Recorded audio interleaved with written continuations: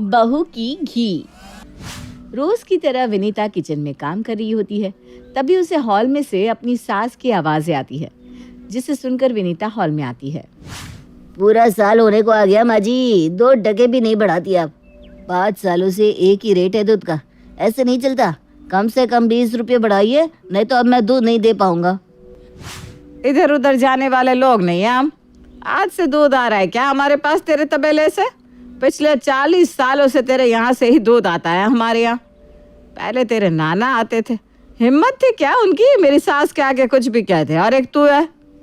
इसी कारण तो आपको ज्यादा बोलते नहीं है माँ जी, वरना बाकी सभी के पास 60 रुपए के हिसाब से दूध जाता है और आप आज तक 40 ही देती है। इस बार हिसाब कर दीजिए, अगली बार से 60 ही लूंगा मैं। ये कहकर बड़बड़ाता हुआ अजीत वापस चला जाता है। ये अजीत सुबह सुबह हल्ला क्यों कर रहा था माँ जी, क्या बात हुई? अरे बताओ, 1 लीटर 20 रुपए के हिसाब से बढ़ाने को बोल रहा है, तो महीने का कितना हो गया? 1200। अरे नहीं, मैं नहीं देने वाली। तभी हाथ में सब्जी की थैली और घी का डिब्बा लिए किशन अंदर आता है।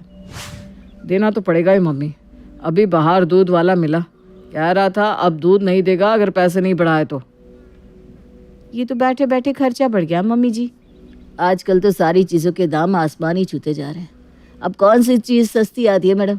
ये घी का डिब्बा ही देख लो, बचपन में 200 रुपये की आती थी, फिर चलो 600 हुआ, अब सीधा 950। पिछले ही महीने मैं 800 रुपये में ये डिब्बा घी लाया था। वही क्वालिटी, वही ब्रांड, वही सब कुछ, बस ज़रा सी पैकेजिंग बदल कर 200-300 रुपये बढ़ा देते हैं। विनीता के ससुराल में हो रही ये डिस्कशन कोई आम डिस्कशन नहीं थी।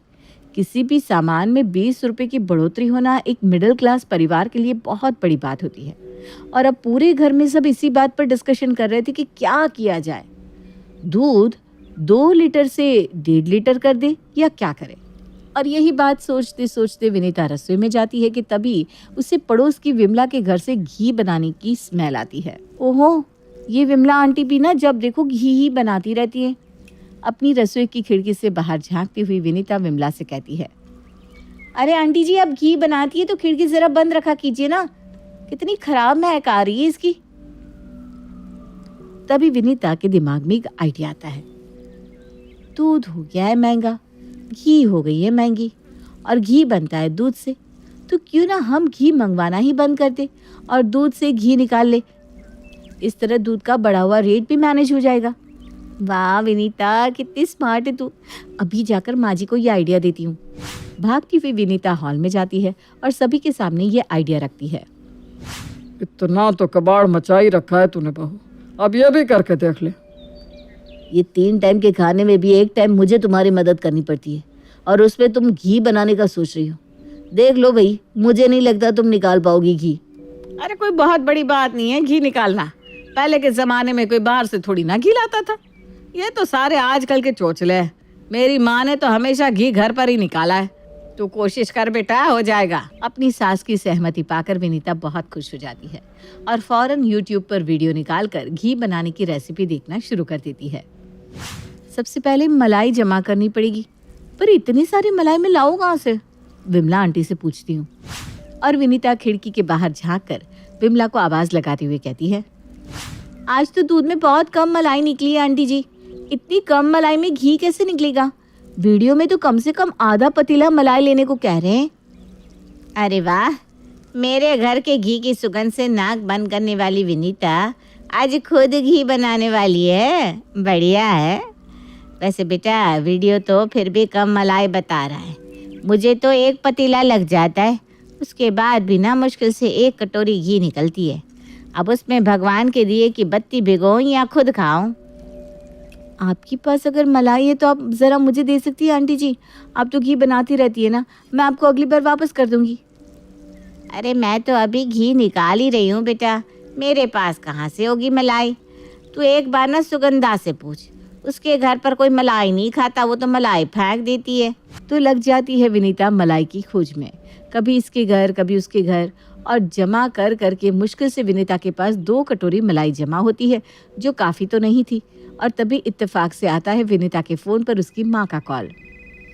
अरे मम्मी का कॉल, मैं तो भूल ही गई थी। मम्मी तो दूध से मलाई निकाल कर जमा करती रहती है, मम्मी मेरी मदद करेगी। फोन उठाते ही विनीता अपनी सारी प्रॉब्लम अपनी माँ को बताती है। अरे वाह बेटा, बहुत अच्छी बात है। तू अगर मलाई निकालना चाहती है तो ये सच में अच्छा है। अपने घर का खाएगी तो शरीर में लगेगा। मैं ना तुझे मलाई भिजवा देती हूँ, पर उसके लिए घर में मिक्सर ग्राइंडर का होना भी ज़रूरी है। तेरा मिक्सर ग्राइंडर तो पिछले महीने ही ख़राब हो गया था।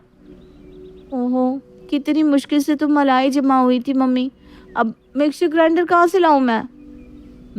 ये तो काम की चीज़ है बेटा, मंगवा ले। अब किसी के घर से एक बार मांग भी लेगी तो कब तक चलेगा? हर महीने का काम है मलाई निकालने का। मैं तो कहती हूँ एक अच्छा मिक्सर ग्राइंडर खरीद ही ले। आजकल ना ऑफ़र भी है। मैंने अभी अभी ऑनलाइन मंगाया था, 2000 में आ गया। हाँ मम्मी, ठीक कह रही हो आप। 2 डब्बे घी के 2000 में आते, उतने में तो एक मिक्सर ही आ जाएगा। मैं ना मिक्सर ग्राइंडर मंगवा ही लेती हूँ। अब चाहे शाम दाम दंड भेद क्यों ना करना पड़े, एक मिक्सर ग्राइंडर तो मैं मंगवा कर रहूँगी। और एक खर्चा कम करने के लिए विनीता एक और खर्चा बढ़ा लेती है और जाकर किशन से एक मिक्सर ग्राइंडर लाने को कह देती है। ये तुमने क्या नया तोता पाल लिया यार? क्यों निकालना है घर पर घी? बाहर से तो ला रहा हूँ ना मैं। तुम लोगों का बस चले तो सब्जी भी घर पर ही उगा लो। सब्जी वालों के पेट पर भी लात मार दो तुम। मुझे नहीं पता, आप मुझे एक मिक्सर ग्राइंडर ला कर दो बस। इस बार एनिवर्सरी पर भी आपने मुझे कुछ नहीं दिया था, तो एनिवर्सरी गिफ्ट समझ कर ही मंगवा दो। लग गया 2000 का चूना। अरे कौन सा पैसों की बचत करवा रही हो तुम? यहाँ तो मुझे पैसे निकलते हुए दिख रहे हैं। एक बार बस घी निकालने तो दीजिए, आप उसके बाद देखिएगा। पहले घर पर घी इस्तेमाल करके टेस्ट करूंगी और अच्छा निकला तो मार्केट में बेचना शुरू कर दूंगी। बैठे बैठे पैसे आएंगे, फिर आप ही कहते फिरेंगे, विनीता मुझे इस बिजनेस में पार्टनर बना लो। अरे भगवान ना करे ऐसी कभी नौबत आए।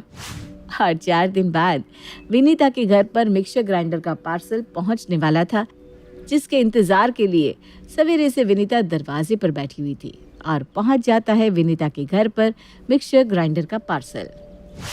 चलो आखिरकार आ ही गया मेरा मिक्सर ग्राइंडर, अब बस घी निकालना शुरू करना है। विनीता हड़बड़ी में मलाई मिक्सर की जार में डालती है और ठीक से जार का ढक्कन बंद नहीं करती। जैसे ही स्विच ऑन होता है, सारी मलाई हवा में। मेरी आंखों के आगे सफेदी कैसे छा गई? लगता है मुझे कोई बीमारी हो गई है। बहू, ए बहू, कोई है क्या? आप अंदर कब आई मम्मी जी? ये सफेदी नहीं, ये मलाई है जो आपके पूरे चेहरे पर लग गई है। लगता है मिक्सर ग्राइंडर का जार सही से बंद नहीं हुआ था। मैं ही पागल थी जो तेरा सपोर्ट कर रही थी। बेकार में मिक्सर ग्राइंडर पर पैसे भी लगा और इतना काम बढ़ा दिया तूने। अब पूरे किचन की सफाई करनी पड़ेगी। मलाई तो क्या ही निकलती, विनीता का तेल जरूर निकल जाता है। मलाई हवा में उड़ जाने के कारण किचन की दीवार, फर्श, हर जगह चिकनापन आ चुकी थी। और दोपहर से लेकर विनीता रात तक बेचारी किचन ही साफ करती रहती है। रात को खाने की टेबल पर सभी बैठे खाने का इंतजार कर रहे थे, तब मैं तो पहले ही जानता था ये सब काम हमारे बस का नहीं है। जिसका काम उसी को साजे, दूजा करे तो ठेंगा बाजे। पर आप लोगों को तो पैसे बचाने थे। जब से घी निकालने का टंटा हमारे जीवन में आया है, मुझे तो रोटी भी नसीब नहीं हुई। पिछले 1 हफ्ते से बहू बस घी घी कर रही है। और आज देखो, मिक्सर ग्राइंडर आ तो गया लेकिन चूल्हा ही नहीं जला। अब मैं बाहर से ही कुछ ऑर्डर कर देता हूँ पापा। और पूरे परिवार को बाहर से ऑर्डर किया हुआ खाना ही खाना पड़ता है। विनीता का जो तेल निकला था, उसके बाद सभी को लगा था कि अब वो इस घी के प्रकरण को छोड़ देगी, पर ऐसा बिल्कुल भी नहीं होता। अगली सुबह उठते ही विनीता हॉल में ही मिक्सर ग्राइंडर लगाकर मलाई से मक्खन बनाने की तैयारी करने लगती है। ये हॉल में तुम मिक्सर क्यों चला रही हो बहू? हॉल की हालत भी किचन जैसी करनी है क्या? नहीं नहीं मम्मी जी, हमारा किचन ना गलत दिशा में बना है। अगर सुगुन ही सही नहीं बैठेगा तो निकलेगी कैसे घी? इसलिए मैंने सोचा क्यों ना हॉल में ही मिक्सर को चलाया जाए। आप देखिएगा इस बार ना काम बन जाएगा। जय माता दी। और माता का जयकारा लगाकर विनीता मिक्सचर में मलाई घुमा लेती है। पर अभी तो ये प्रोसेस काफ़ी लंबा जाने वाला था। अपनी माँ को वीडियो कॉल कर विनीता सारा प्रोसेस पूछ लेती है। हाँ बेटा, ये सही है। अब धीरे धीरे इस हाथ से फेरती जाओ और उसके बाद मक्खन अलग हो जाएगा और पानी अलग। फिर मक्खन का गोला बीच में आ जाएगा। हाँ हाँ हो रहा है मम्मी। तभी गुस्से में सोहन लाल अपने कमरे से बाहर आता है और बहू को हॉल में मक्खन मलाई करता देख गुस्से से कहता है, ये गोला तो बाद में बनेगा बहू। मेरे पेट में जो भूख का गोला बन रहा है ना, उसको शांत कर दे। 3 दिन से बाहर का खाना खा रहा हूँ मैं, अब चाहती क्या है? बस 10 मिनट पापा जी, मैं ये कर लूँ, उसके बाद खाना बनाती हूँ, ये बस अभी हो जाएगा। मैं तो कहता हूँ कुछ दिनों के लिए हम एक कुक रख लेते हैं पापा, क्योंकि जब तक घी निकलेगा तब तक बाहर का खा खा कर हमारे शरीर से प्राण पंखेरु जरूर उड़ जाएंगे। यहाँ मैं खर्चा बचाना चाह रही हूँ और आप लोग कुक रखने की बात कर रहे हैं। हद हो गई कसम से। इस घर में आदमी अपनी पसंद से एक काम नहीं कर सकता। अब पहले मैं अपना खाना बनाऊं, उसके बाद घी निकालूं। यहाँ तो बहू रील्स बनाती है और पूरा ससुराल उसकी मदद करता है, और आप लोग तो मेरा बिजनेस शुरू होने के पहले ही उस पर प्रॉब्लम लगाने खड़े हो गए। कैसे बड़े आदमी आगे। तुझे घी निकालने किसी ने बोला भी तो नहीं था ना बहू, तो अपनी मर्जी से कर रही है सब, तो अब रसोई का काम तो करना ही पड़ेगा। और अब विनीता को 3 टाइम का खाना भी बनाना पड़ रहा था और घी बनाने की कोशिश तो जारी थी। और ये सब कुछ करने के बाद विनीता के अंदर से अब घी निकालने का सारा इंटरेस्ट निकलता जा रहा था। एक सुबह, ये मक्खन का गोला बन गया मम्मी, अच्छा लग रहा है। ये घी है क्या? अरे नहीं बेटा, ये तो अभी तैयार हुआ है मक्खन। पता है बचपन में मेरी माँ क्या कहती थी कि पहले के ज़माने में ये गोला पूरी तरह इस पानी के ऊपर रहता था, पर जैसे जैसे कलयुग आते गया ये गोला नीचे आता गया, और जिस दिन इस पानी में गोला दिखाई देना बंद हो जाएगा कलयुग तो समाप्त हो जाएगा। तभी यशोदा कहती है, मुझे तो इस घी के कलेश से हमारे घर की शांति भी इसी तरह समाप्त होती दिख रही है। समधन जी कैसी हैं आप? नमस्ते। अब वो बच्ची है ना समधन जी, बच्ची है, आप लोगों के लिए अच्छा ही तो सोच रही है। अच्छा बेटा, तू ना अब इस मक्खन को किसी कढ़ाई में डालकर आग में तपा, और जलते जलते इसमें से घी निकल जाएगा। चल मैं बाद में बात करती हूँ। हाँ नमस्ते समधन जी। और हाँ विनीता, अब मुझे बार बार फ़ोन मत कर, अपना ससुराल संभाल, समझी? अपनी बेटी के ससुराल वालों के बढ़ते गुस्से को देखकर अब सुषमा भी घबरा जाती है। और तभी अपने ऑफिस जाते हुए किशन विनीता से कहता है, एक बात कहकर जा रहा हूँ विनीता, आज ये मक्खन मलाई का काम छोड़ दो प्लीज़। मेरे ऑफिस से मेरे बॉस आने वाले हैं, उन्हें प्रॉपर घर का देसी खाना खाना है, तो मम्मी तुम्हारी इस काम में मदद कर देगी। प्लीज़ खाना रेडी रखना, मैं शाम को बॉस के साथ घर आ जाऊँगा। और दोपहर के 3 बजे तक ही विनीता और यशोदा मिलकर सारा काम कर लेते हैं।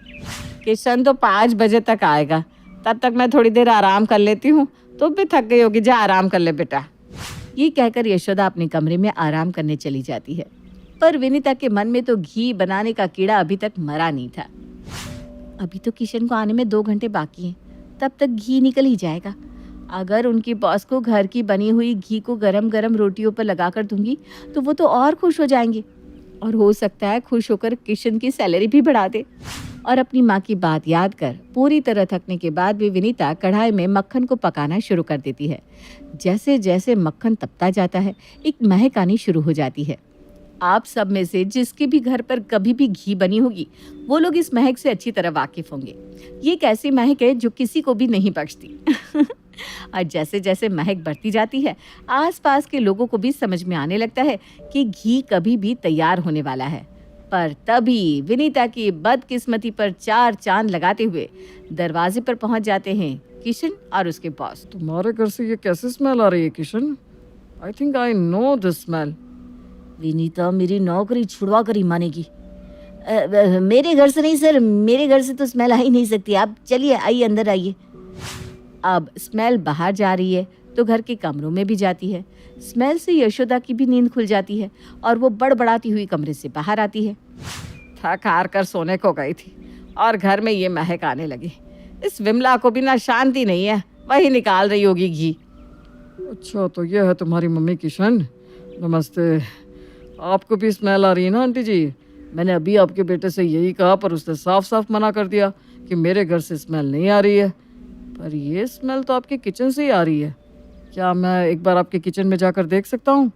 कुछ नहीं है किचन में सर, बिल्कुल भी नहीं है। एक्चुअली हमारा घर थोड़ा पुराना है ना, किचन बहुत मेसी है सर। किशन के लाख मना करने के बाद भी उसके बॉस सीधा किचन में चले जाते हैं और गैस पर बन रहे घी को देख लेते हैं। ओह, तो ये घी आप बनाती है, वो भी खुद से, organically? Oh my God, please अगर आप मना करें तो क्या मैं ये घी अपने घर ले जाऊं? मुझे ना घर का बना घी बहुत पसंद है।